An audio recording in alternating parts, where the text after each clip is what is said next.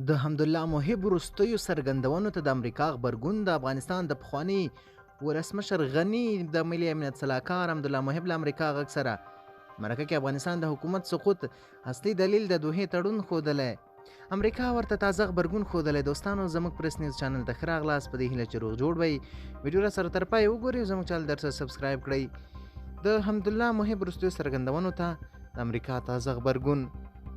د حمدالله محب وروستۍ څرګندونې. د محب وروستیو څرګندونو ته یو شمېر امریکایي چارواکو له غبرګونونو سره مخ شوی. د امریکا متحده ایالاتو دفاع وزارت جان کربي د خبریالانو سره په خبرو کې د حمدالله محب څرګندونو ته په غبرګون کې وویل چې یوازې د دوحې تړون نه بلکې ګڼ شمېر نور عوامل هم د افغان حکومت په سقوط کې نقش درلود. د افغانستان د پخواني ولسمشر اشرف غني د ملي امنیت سلاکار محب له امریکا غږ سره مرکه کې ویلي چې د حکومت د سقوط اصلي دلیل د دوحې تړون په ګوته کړ. داسې موضوع چې د پینټاګون غبرګون یې راوپاراوه.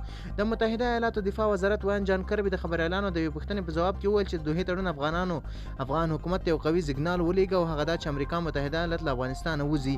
د کربي په خبره موږ یعنې متحده ایالات په دې باور چې دغه د دوحې تړون د افغان امنیتي ځواکونو پر ملار اغیز وکړ. د پینټاګون د ویان په خبره دا به سمه نه وي چې یوه ناسته د فکټور او یا تړون د دې ستر سقوط دلیل وشمیرل شي.